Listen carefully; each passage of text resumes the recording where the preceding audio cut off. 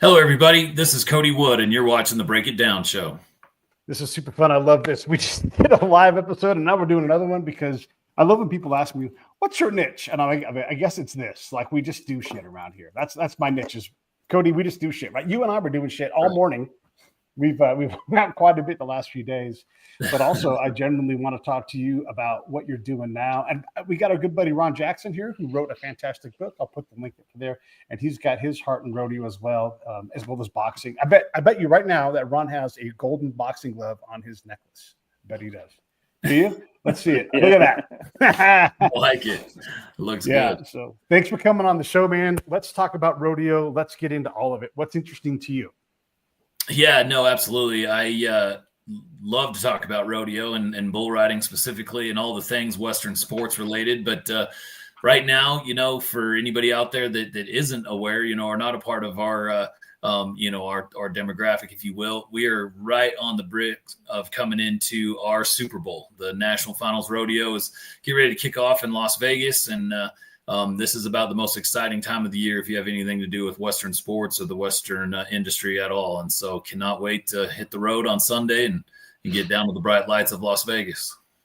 I love it. I wanted to ask you, Cody, because this is the Super Bowl of rodeo. For people that haven't been there before or experienced it, can you give them a little bit of a kind of a view of what it's like to be there, the next couple of weeks?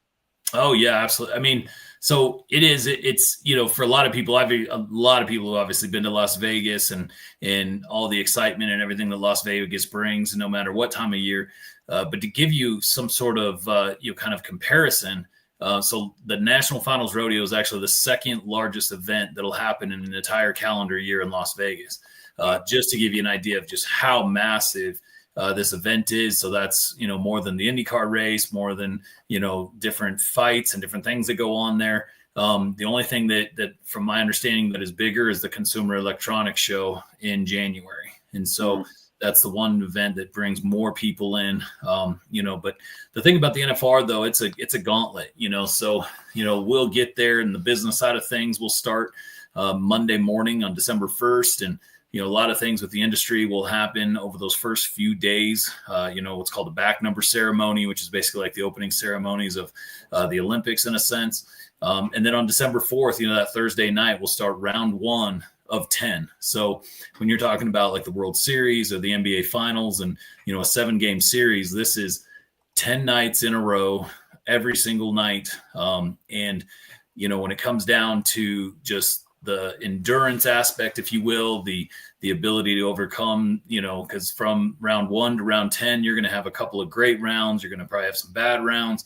And the mental aspect of getting through this massive rodeo is really what makes, champions kind of rise at the top. And you start to see, who's going to be able to get through that process. But ultimately, the town is just covered in cowboy hats, covered in, rodeo from head to toe. Every single hotel has got some sort of, whether it's a watch party or, convention and trade show, whatever the case may be, the Western world takes over Las Vegas for a 14-day period.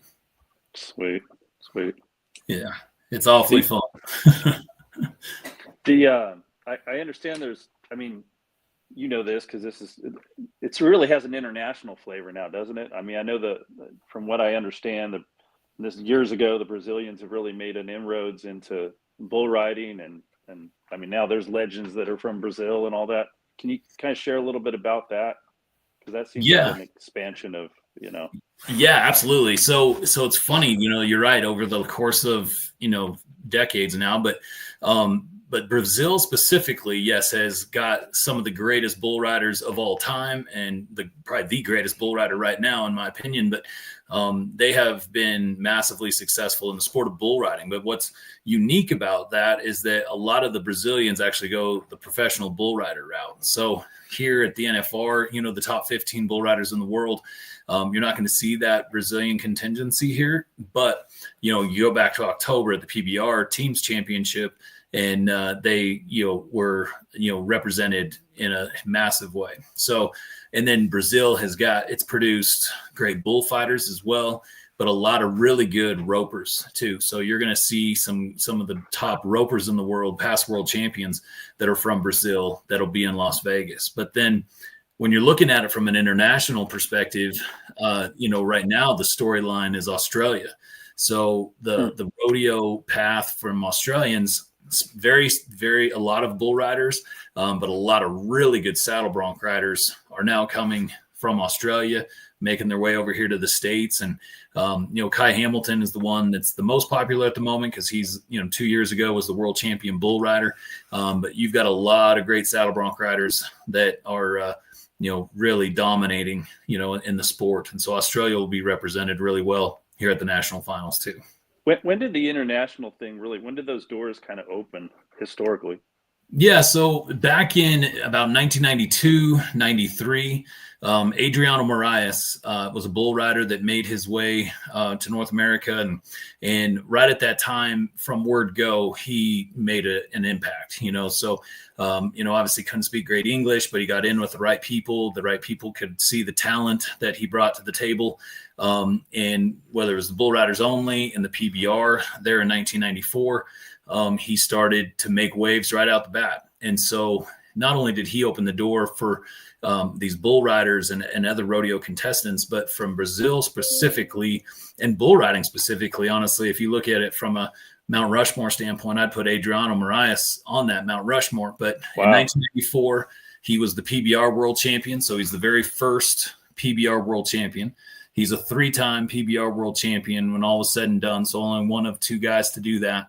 And he's also the 3rd guy ever in the history of the National Finals Rodeo to be able to ride all 10 head at the NFR. So he accomplished all that, in 94 to start things off. And since then, from, bridging the gap and other Brazilians coming this way and becoming world champions like Guilherme Marchi and right now, Paulo Crimber, he's the head coach of the Florida Freedom and what he's done with his son, John Crimber, and just the impact that they've made has been massive. And then when you look at it from Australia and Canada, the Canadians have a massive rodeo contingency and have always been successful, especially in the saddle bronc riding. But Australia, similar situation with Troy Dunn.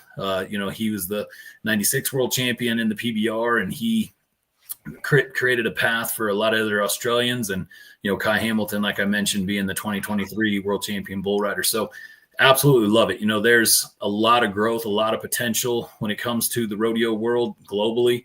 And the PBR has definitely got themselves in a good position to expand on that. And rodeo, I think, needs to follow suit in some cases.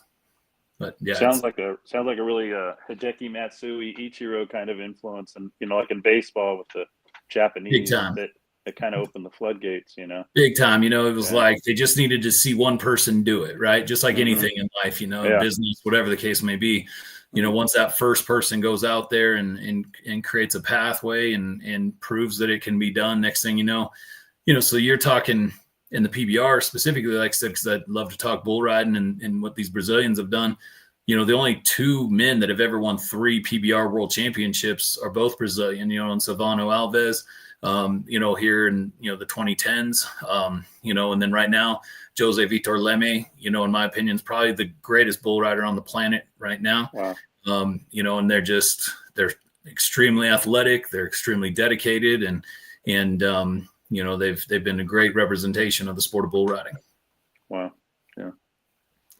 Yeah. And then I'd like to also, I know it's not international, but one of the other things too, that's always great.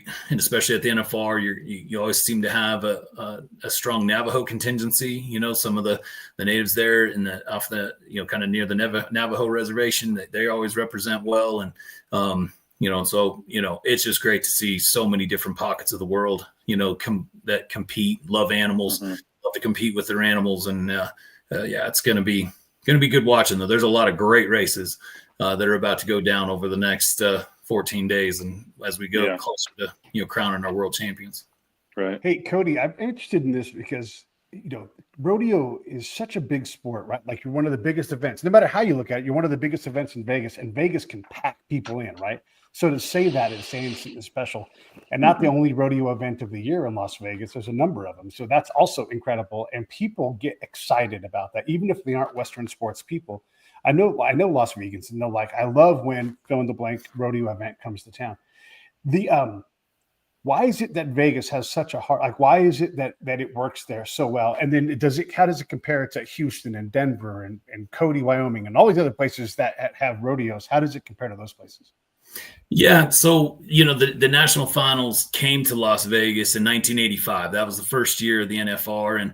And the city of Las Vegas, Vegas events and things like that, or Vegas Entertainment, I believe, they've been extremely good to deal with and work with. And the economic impact that we make when we come to town is so massive that, they've been willing to, work with us as well. And so some of the numbers that they've achieved, the Pro Rodeo Cowboys Association with the city, and as well as the PBR with the city, has been massive. And it's because, when you're talking about, other events that come to town and things that occur there, the event itself, and obviously just like in the NFR, the rodeo is obviously the main event, right? That's why everybody's there. However, when you go to the NFR in Las Vegas, like I said, every single hotel will have some sort of rodeo entertainment, some sort of aspect that they're involved in, and the town literally turns in to, basically a cowboy town for, at least 10 days, if not all 14 days, including some of this other events going on. But the fashion aspect, so there's, from a fashion perspective, it is a massive couple of weeks for these, fashion influencers and different folks that do, anything along the fashion lines with, ladies apparel and men's apparel, as well as, some of the concerts that come to town. There's just every single night, there's multiple massive country concerts and not just country, but, and then what's called Cowboy Christmas, right? Like, most everybody's been to the Las Vegas Convention Center at some point, and how massive the convention center as a whole. And it's thousands and thousands of people that are shopping. And so ultimately, I think it's the time of year, it's the location, right? It's easy to get in, easy to get out. And Las Vegas has just been a great home for the NFR for, 30 years now. Yeah, I know historically you go from Dallas to Oklahoma City and then Los Angeles, and I'm fond of all those places, but Vegas just seems so built for this, it just seems like a natural place. Yeah, it is a natural fit. Obviously, there's a lot of great cowboys and cowgirls, in the East Coast. And so that, it is tough for them to travel from, let's say Florida, across country with their horses, or, especially some of the Canadians too, that might be up in the Northeast area, so there are some folks that have to travel, but ultimately, obviously, there's a strong, Western contingency, from a rodeo athlete standpoint. And so that helps, but, Vegas is obviously fantastic for all kinds of reasons, for all sorts of different events, but, and the hotels, the accommodations, and then honestly too, like the Thomas and Mack Center, is where the rodeo is at.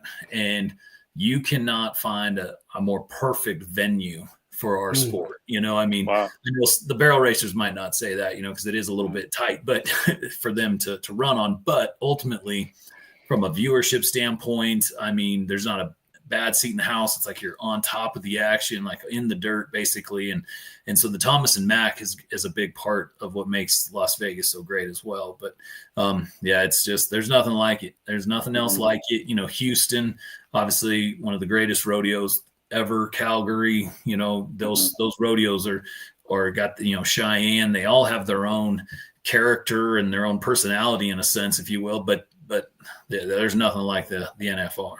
Yeah, it's funny. I was in Pecos, Texas, the last few years doing a cross-national fundraiser, and when you go there, you see how small that venue is. And then I think about the Thomas and Mack Center, and then I realized that Vegas never has enough room for convention stuff. Like the McDonald's convention is like 500,000 people. It's insane, and so it could be that you guys are going to be on the Strip, either in the A's new stadium or in the Aces stadium, or maybe even at Allegiant.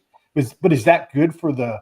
Is that size? Is that good for viewing Western sports, or is that too big? So it's awesome. So right now there's been some really successful events in baseball stadiums, right now. So like you have there in San Diego, Petco Park, right? Is what San Diego is, right? But at the Padres Stadium, 2 years in a row now, they've had great big time rodeo there, and then 2 years in a row now down in the Diamondback Stadium at the Hondo Rodeo. So it's all been really successful. The Hondo Rodeo's tied in a lot of different musical acts, big musical acts at the end of it. But to answer your question, it is a little bit challenging, right? From a viewer perspective, it's can be beneficial. There's one of the greatest rodeos of the entire year is actually at Dallas Cowboy Stadium. And, so it absolutely can be done. It can be done successfully. Obviously ticket sales go up and that sort of thing. The NFR though, and I, I'm assuming in some of this in a way, but is very unique, right? It's almost like, the Thomas and Mack one has just become the home. But it's also, a very, just almost a mystique about it, right? Not everybody can get in there and that sort of thing, which, is good and bad. But what it's also done is created this environment throughout all of Las Vegas with these watch parties and the opportunity to, be in Las Vegas, not have to pay, hundreds of dollars for a ticket, but you're still getting the same experience. And, so my brother-in-law, actually, he hosts the watch party at the Westgate, hotel. And it's got a great venue where, you can watch the rodeo, him and another guy get up and entertain the crowd throughout the rodeo. And then they have a musical act immediately following. And, that's just one location, where, the Virgin Hotel's got one. I mean, every single spot. And then another piece of this equation too that makes Las Vegas so helpful is, you don't get better than the South Point Hotel, when it comes to Western sports and their hospitality to just our sport and our demographic, and their arena and everything that goes on at their large arena as well. It's really just become a well fine-tuned machine when it comes to going to Las Vegas during these couple of weeks. Yeah, there's something about being too big too, right? I mean, I like that mystique that you talk about, and I'd sure hate to see that mystique kind of because I think you can get too big, Yeah, no, definitely. Just like using boxing or UFC as an example.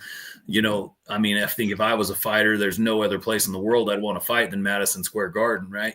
Where you might be able to get a bigger purse, if you will, from the ticket sales, of going to a Dallas Cowboy Stadium or whatnot. But I mean, it doesn't get any bigger than walking down to the ring when it comes to coming there in New York and Madison Square Garden. And so I think the Thomas and Mack has the exact same mystique and aspect that Madison Square Garden has for a fighter. Yeah, that's a great analogy. Yeah, which is on the bucket list, right? That's something I need to get done too, is go to Madison Square Garden. I've been there once, and it's. Oh, really? What fight did you see? Did you get to see? I didn't see the big major one, but I saw like Buddy McGirt. He was a champion back in the day. This is way back, like early 90s. Still. Yeah, that's cool though. That's really cool. Yeah, that and any fight, honestly, too, in Las Vegas would be fun. I went to speaking of the NFR and fights, actually, one of the best nights ever, honestly, was the 10th round of the NFR. And at that same night was Conor McGregor and Jose Aldo, when Conor McGregor first won the belt, and so I'll never forget, I think the entire country of Ireland was in Las Vegas, and so it was nothing but cowboys and Irish guys. It was an awfully good time, and it was at the MGM, and so when that fight got out and he had knocked him out in 16 seconds, it was like a bomb went off in that city. It was pretty fun night. Yeah. Cool. Vegas for championship fighting it's a vibe.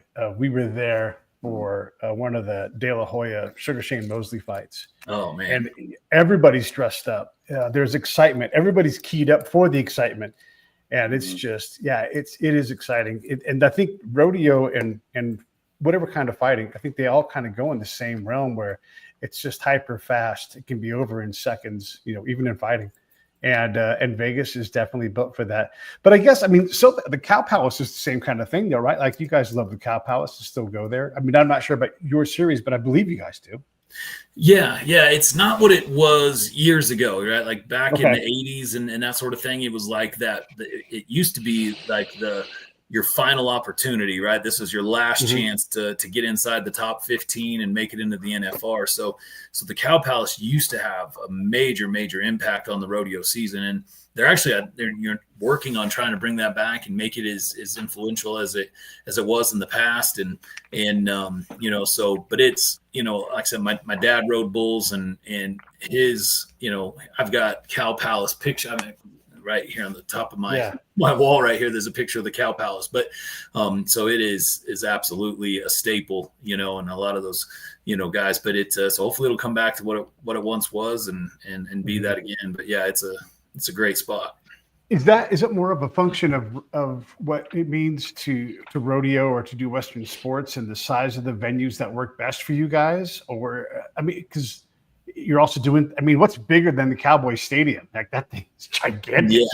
Yeah. You could probably inflate a blimp in there. It's so damn big, and blimps are enormous. So, like, is that a function of how you guys grew and as part of your heritage, and so it's worth your time to bring back the Cow Palace as a major place? Or is it better to go down the road to Pac Bell and fill that place, because what a venue that is, Yeah, for sure. And I think there's a lot of different ways to look at it, and what the goal is from put your production hat on, and what is the goal that you're trying to achieve, and what are you trying to bring to the audience and to the sport. And so, for example, one of the events that happens there at Dallas Cowboy Stadium that is new these last couple of years, it's starting to have some big success, is called Kid Rock's Rock and Rodeo, where Kid Rock actually, it's his name brand, and he plays a concert afterwards, and it's got a team format, and it's very, very different than traditional rodeo. And it is perfect for, Dallas Cowboy Stadium. Obviously the crowd and the concert that happens afterwards, and it is a really good time. So that, is perfect in that setting. And then you have events like, and again, I'm from a bull riding family, so very bull riding heavy in a sense, but then you'll have something like a PBR event. It's called the Ty Murray Invitational there, and it takes place in Albuquerque, at University of New Mexico. They call it the Pit, right? And it's where the basketball team plays.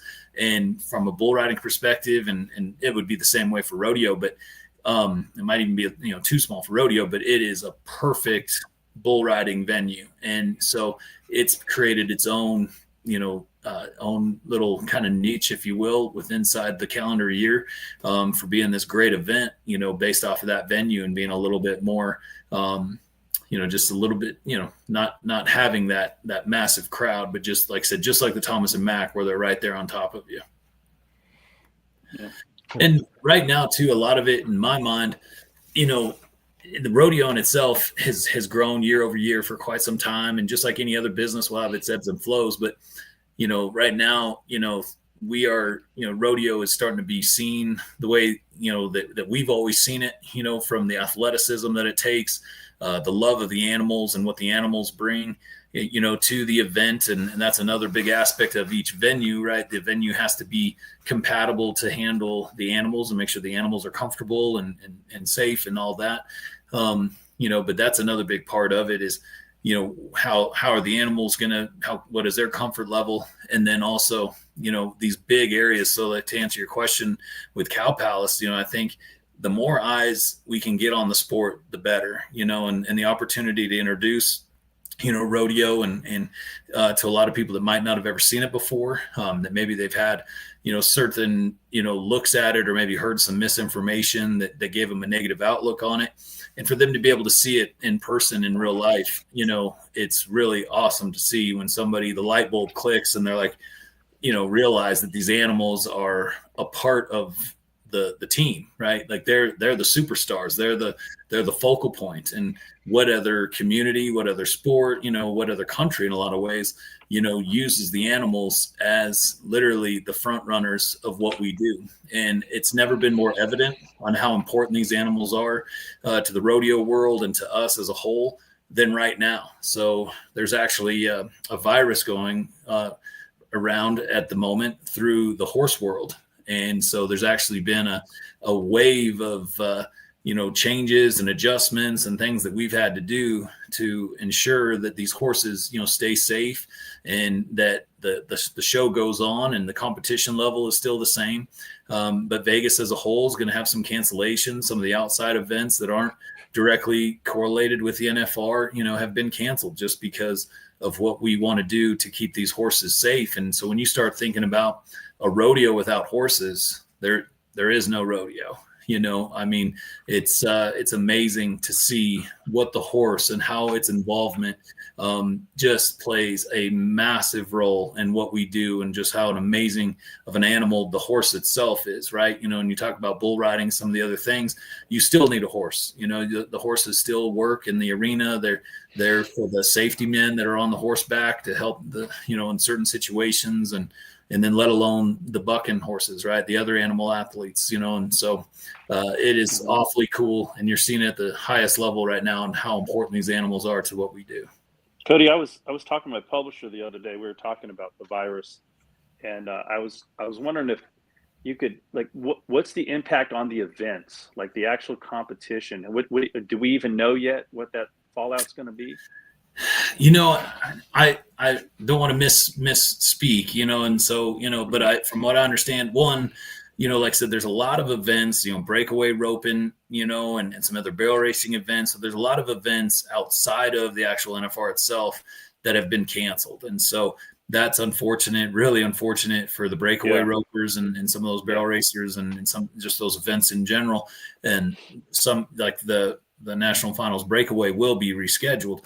But as far as the competition at the NFR, from my understanding, these girls are going to have to, possibly, ride horses that they maybe have never ridden before, or, that, they've ridden maybe a couple times and they're borrowing from a friend that's coming from a different area of the country. And so there's definitely going to be some challenges, and they're going to have to approach it, very delicately on what's going to work best for them. So yes, the barrel racing will be an interesting watch, and how it's impacted, this next week. Luckily, a lot of the bucking horses and different things like that weren't impacted the same way, but at the same time need to be super cautious and take those specific steps to make sure that every one of the animals stays safe.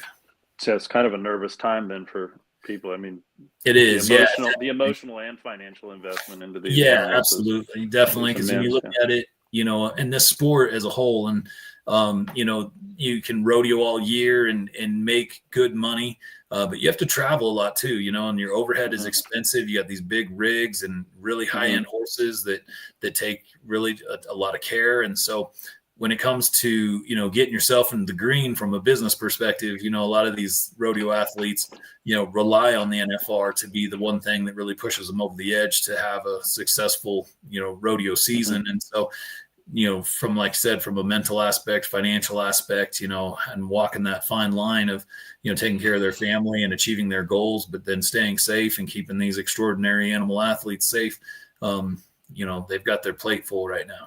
Yeah. Well, hopefully we get out safe on the other end. So for sure. And I think what is nice, absolutely, again, I'm not directly in their circle, but from what I can tell, a lot of people have done a great job, getting after it fairly early, and I hope that resonates and whatnot. But they the rodeo world, in a sense, really reacted quickly, and not just in Texas where it originated, but all over. And obviously there's been a bit of a spread, but I think it could have been a heck of a lot worse. When you say Western sport, because I'm only, sort of aware of rodeo, I've read Ron's book and all that stuff. So I maybe have more than a lay knowledge, but not much more. What are Western sports, and like what's included? Are they always there? How does one figure? How does someone get into this, Cody? Yeah, no, definitely. And so I use the term Western sports a lot. And a big reason for that, one is obviously, just like a lot of things, music is king, right? And overall entertainment, probably, I would say.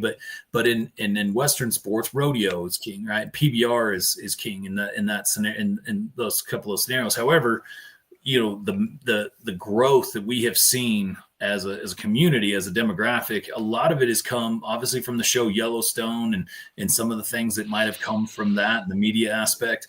And so you're seeing a lot of people resonate towards like cutting. So the National Cutting Horse Association and reining, which is also heavily shown on Yellowstone, for example, and the National Reining Cow Horse Association.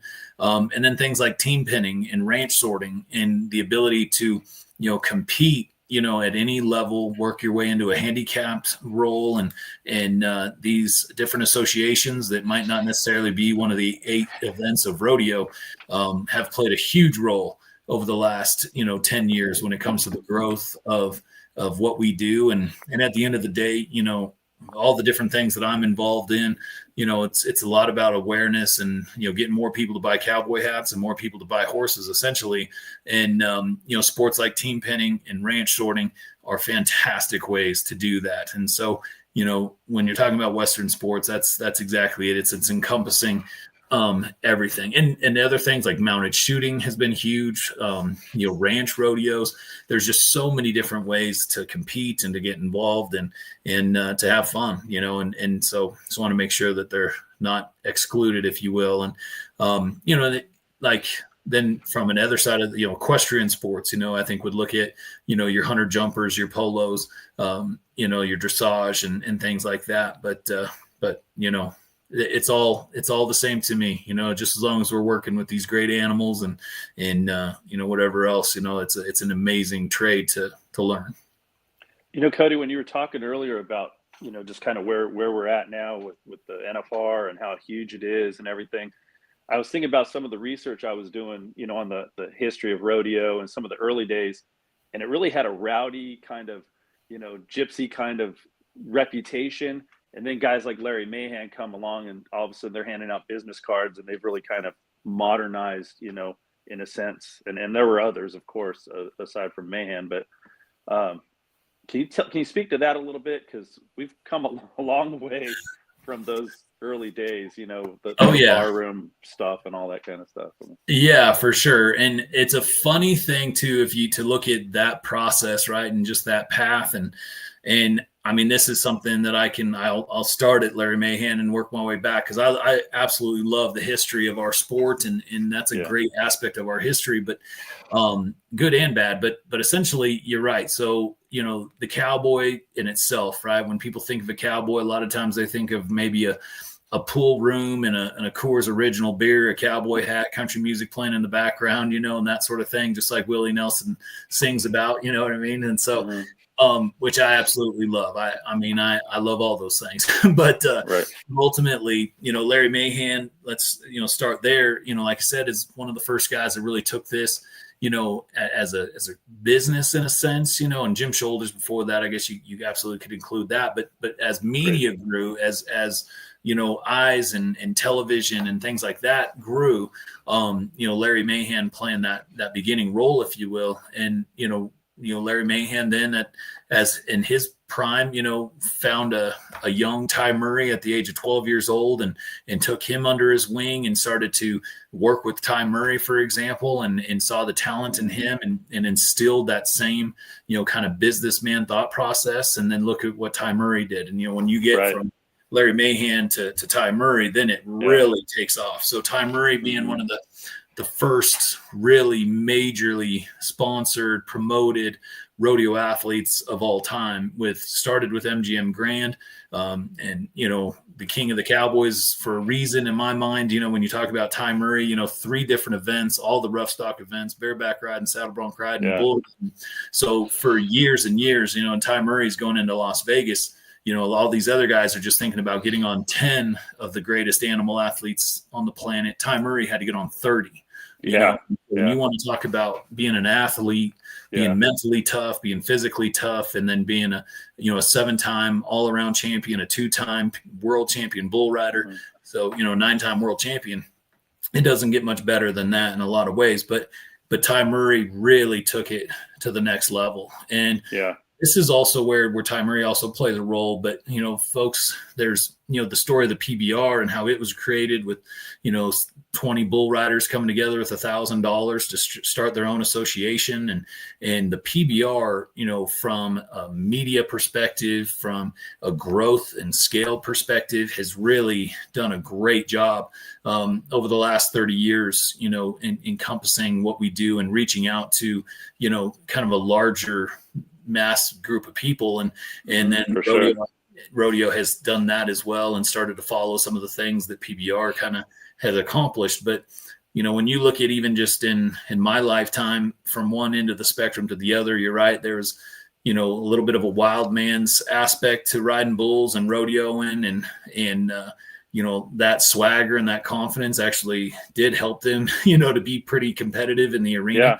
Absolutely. But if you go to behind the buck and shoots now, like whether the bareback riders, whoever they are, I mean, they're jumping rope and they're, getting it just to get warmed up for that 8-second ride. And you see them off hours, and off time, they are, physical specimens, and their lean body mass is low, and their pure athletic ability is on full display now, where, some of those guys in the past, like you said, might not have been what I'd consider a true athlete. But so there's pros and cons about it, but it's definitely going in the right direction. And these animal athletes have gotten so strong and athletic and fast, bulls and horses, that, these guys have to be at the very top of their, game to even be able to compete, from a head-to-head perspective with the animals. So that plays a role as well. Yeah, I was going to say that's one thing I was going to ask you about, because I went through kind of a rodeo phase early I was a sports rider my first 11 years and got on a few bulls. Nothing like, awesome. you guys rode or anything like that. Yeah, but, I think every man should get on one bull in their lifetime. It was probably the single most electric thing I'd ever done, was lowering down on a 1,700-pound bull. But yeah. I was watching back then it was Bodacious was, in his prime, mid 90s, mm-hmm. and what amazing bull, and I'd seen the old clips of, Tornado, of course, and Freckles and all that stuff, and other clips. But I turned on about 2 years ago, I was watching some bull riding. These bulls were jumping out of the arena, and I thought, can you touch on that a little bit? Because I mean, it is eye popping. It's like I'd been in a time capsule, and all of a sudden I woke up and like, wow, what are these animals doing? It was that shocking to my senses. It really is, honestly, when you look at how big, and just talking about bull riding specifically right now, but when you look at the sheer size of the bull themselves, and then you want to talk about lean muscle mass and the dietary supplements that they go through and the workout routines that these contractors kind of have them on, in a lot of ways, they are the supreme athlete on the planet, in my mind. I mean, I don't know of another species that's more of an athlete. Obviously you get into some of these, big cats, I guess, they're pretty athletic too, but I mean, to tell you, these bulls, the way that they will gather in the front end and then drop. And when you're watching it, if you look at the front feet, right? Like obviously the back feet is awfully impressive. That's the flashy part. But as far as they're gathering in that front end, and then when they come around the corner, they're going, 100 miles an hour. And so these guys have really got to be moving and counter move to counter move, whatever that bull does, they got to go right back to it. And so from an athletic standpoint, they're going through one of the most athletic, strenuous things you could possibly do in this world. And then at the same time, have to have the fear factor of, the danger that's involved. That's real. Yeah, it's real. It's tough, because, it's not about, how, if you'll get hurt, it's, essentially when and how bad you get hurt, and so you have to, decarb, you gotta, kind of break that down and get through that piece and be able to commit too. So, this is such a fun conversation, because then when you go back and look at those bull riders and rodeo athletes that we just got done talking about from the 80s and 90s, right? This is a big discussion that we have internally, is those guys, they might not have been the athletic specimens that we have today, but those guys would not let go until their head hit the ground, right? They would take it to the brink and to the bitter end. And there's a lot of guys still to this day that do that. But, the conversation that people will have is that as a whole, that effort, that little bit extra might not quite be there like it used to be, right? And so when you find somebody like a Kai Hamilton or a Wasey Shala, Stetson Wright, Jose Vitor Leme, some of these guys, that have that athletic ability, but then will also put it on the line. That's when you see these superstars in bull riding. And you're starting to see it a lot too. Like, when it comes to bareback riding, the bareback riding world is phenomenal to watch right now with the Keenan Hayeses and the Rocker Steiners. Rocker Steiner is it's hard not to follow. And he's an electric personality and an electric bareback rider as well. And so it's a good time to be a part of rodeo. Yeah. I love looking at the evolution of sports, but I also am very cautious and very cognizant of giving different eras their due, because in those eras, those were the best people, those were the best athletes and best animals in those eras, So absolutely. They're the pioneers everybody built on. Yeah, definitely. And that's where, like, I don't even know, like you said, Bodacious, for example, I think, if you had to rank him, I mean, he'd still be in the top 5 ranked bulls of all time, probably. Wow. And maybe the overall percentage is not there, right? So back in the mid 90s, early 90s, whatever, they didn't have as many ranked bulls as we have now. But the few that really bucked, they would still really buck today, and Bodacious is kind of an outlier in the sense of his overall pattern, right? He's not like a traditional bucking bull in the sense of up, down, come around. He was a little bit more treacherous, hop, skip, and kind of was a little bit pretty dangerous. That's why, after the NFR in 1995, they retired him essentially, because he started to learn how he could set a guy up and bring him down and then hit him in the head to get him off, and so after he smashed, Tough Hedeman. He smashed Tuff's face in the PBR World Finals in 1995, and then followed that right up with bringing down Scott Bretting and knocked him out at the NFR in 1995, and so they retired him. But anyway, the evolution of that, when you look at Bushwhacker and some of those other bulls and Manhater now, and there's a couple of them now that are just phenomenal. But then, like you said, I absolutely, whether it's football, basketball, baseball, and you got to give those guys their due. And you're looking at the Tough Hedemans of the world, or the Ty Murrays, or the Jim Sharps, that essentially, built this foundation for the sport of bull riding specifically.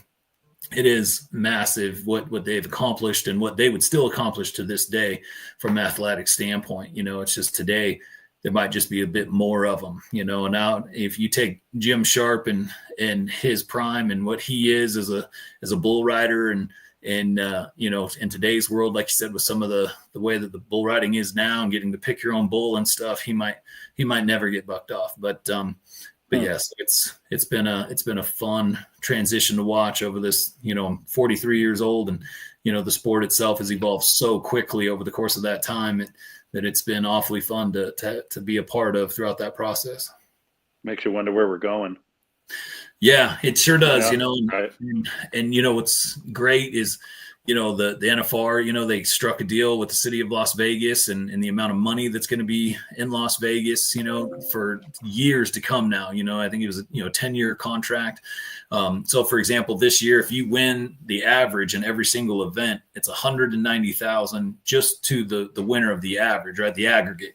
And so that's just one check of each one event, and so the money's starting to flow and then from a PBR perspective, getting purchased by TKO and having that partnership with, between UFC and WWE and being a part of that same umbrella, and the success that's occurred from the PBR teams championships, it's not necessarily the traditionalist, favorite in some ways, but boy, it's been fantastic to watch that, essentially grow and impact the sport as a whole. Mm-hmm. Yeah. Wow. That's interesting because you as the sport grows, it can't stay where it's at, right? And it doesn't have to be a bad thing, but yeah, you're partnering with these enormous brands in a place like Vegas that is there's no better visitor and convention authority in the world. Like they know how to put events together and gather people, and they can accommodate it. They could probably do the Olympics by themselves. It's so powerful. Yeah. So to have your brand associated with that, like it's just, there's a lot, right? But it's hard to hold on to the roots of what was there. But the drifter guy who just goes rodeo to rodeo, you know, that day's got to be over, right? There's nobody who really does that at the grand scale. Well, that's what's so funny about it, though, is that, and what I love about it is because, so that's how I grew up. You know, my dad was a bull rider. That was his career, and so that gypsy drifter rock and roll, you know, rock star aspect of rodeo, it's still there. You know, because at the end of the day, two things is one, it's still a prize fight, you know, even though the PBR Teams Championship has created some contracts which is great.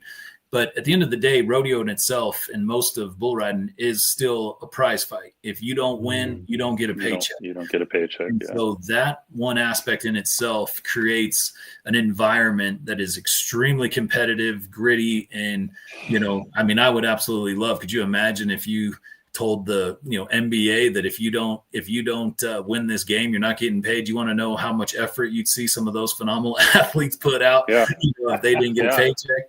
But makes you hungry. Yeah, absolutely. And so when you're looking at this though, so you got it. It's a prize fight, and then at the same time, you know, there's so many different levels to this as well, right? You know, there's still a tremendous amount of you know, semi-pro or what they call amateur associations. There's different, you know, groups that are smaller, you know, bull riding associations, and then barrel racing on its own. And so all over North America, you have thousands of people that don't even have a PRCA card or professional, you know, rodeo professionally, that are still living that gypsy lifestyle. You know, now it might not be like what it was in the 80s and 70s before that, but it's that just spirit of the American cowboy is definitely still alive. It's just, you know, there's a lot more lights and glamour at the top, but in order to get to the top, you kind of have to go through that process in most cases. And so it's fun, man. I'm getting to announce a lot of different events, and I'll go to different corners of the country, and you know, at the end of the day, some of my very favorite ones to announce happen to be maybe something that's at a tourist, you know, town, a little bit smaller, and you got those gypsies coming through town to, you know, to win a few $100 to get them on to the next one and to continue to climb that ladder. It's awfully fun to watch these guys do that. Yeah, that's awesome. Yeah. Do you go ahead, Bron? No, I was just gonna. I was, you know, a lot of sports nowadays, and I don't know, maybe we've done this throughout time, but it feels like in baseball and football and stuff, you often wonder if the younger athletes coming up know the history, you know, that sort of thing. I mean, there's kids now that are walking around that probably don't know Derek Jeter, for instance, you know. Yeah. In rodeo, I've kind of wondered, is it a little bit different? Like, and I don't know, do these younger folks, do they know the Jim Shoulders and people like that? So I love this question, because this is exactly, like I said, just the loving history as a whole, whether it's rodeo or football or anything, or, you know, or American history or whatever. But ultimately, to answer your question, is yes, I would say they're better, right? Sometimes it is shocking to me when I see a podcast of like a young NFL football player who doesn't know who, you know, like Jerome Bettis is, or like what Jerry Rice has accomplished, or something along those lines, right? It's just shocking to me that we're not even that far removed from some of those amazing, you know, greats, and they don't have some of the specifics there. And so in rodeo, what's nice about it is that, one, it's very family oriented in the sense of you see a lot of trickle down, right? Like a lot of generational. Yeah. So that's one thing that helps keep the stories alive. So like Freckles Brown and Tornado, that's why, you know, that's such a legendary conversation, because, you know, everybody knows that story because of that our genre, you know, our demographic, one, appreciates the history of it. It's generational in a lot of sense. And I would say that the athletes tend to respect where it's come from to where it is now, because of, you know, it wasn't that long ago when these guys were making, you know, $50,000 to go to the NFR. Now you got to make, you know, a substantial bit more than that, you know, and they wouldn't be able to achieve that if it wasn't for what they had done before. And all the other sports are that way too. But I would say, yeah, for the most part, we've done a better job of passing on our legacies and our histories and getting people to the Pro Rodeo Hall of Fame to understand some of that. But at the end of the day, as time goes on, you're going to have some of that disconnect and those legends of the past, will fade in a sense, but which is awfully sad. So we do the best we can to keep talking about it. And that's why it's great to have a platform like this right now to kind of talk about some of the history of rodeo, and the athletes too, And so with the Cowboy Channel, has also been a massive win for us in multiple ways, as far as getting more viewership, more eyes on the sport, but also having the opportunity to put together, different stories, documentaries, and to continue to tell those stories from the past as well. So big shout out to the Cowboy Channel and what they've accomplished. Yeah. Speaking of big shout outs, let's give you one. Where do you want folks to go to check out more things about Cody?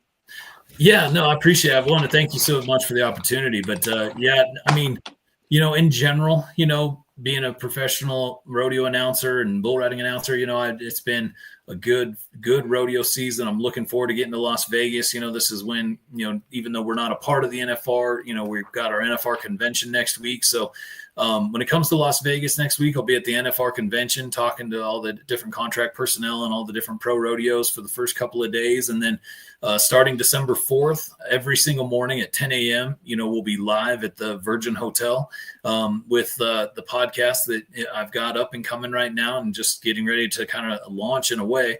But the Woodshed with Cody Wood on the Equus Radio Network will be live at the Virgin Hotel. So folks, if you're out there, love to talk about rodeo, hear about rodeo, and not just rodeo too. I got some great musical guests. I'm going to have, some rock and roll Hall of Famer as well, not just some of the rodeo athletes. So I'm excited about that.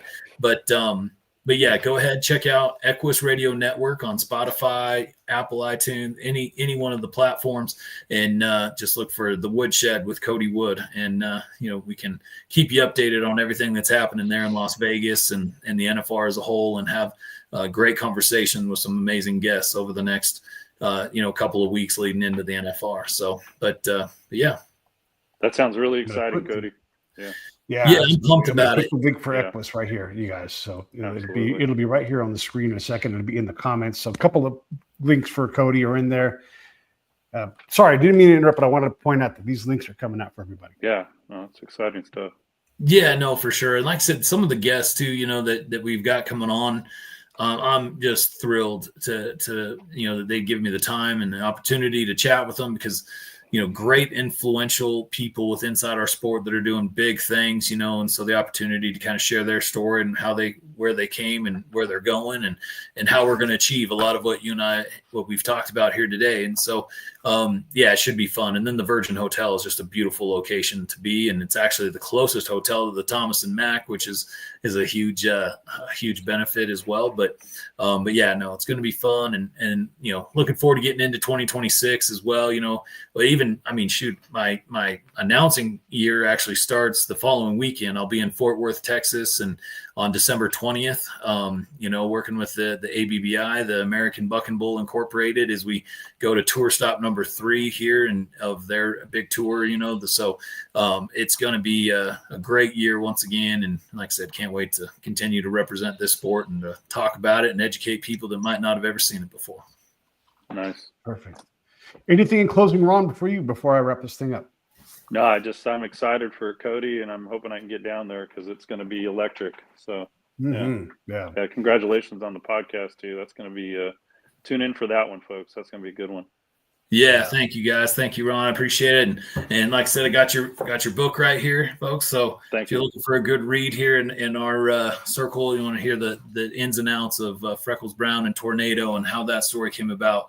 Ron did a great job putting that all together for us. And so, yeah, look forward to seeing you guys out there. Thank you so much for the opportunity today. And it's always fun chatting with you. Absolutely. All right, everybody, I'll see you all tomorrow. Happy Thanksgiving for everybody. I probably have a show because why not? And two shows today. How fun is that? Cody, thank you. Ron, thank you. I'll talk to you guys both offline in a second.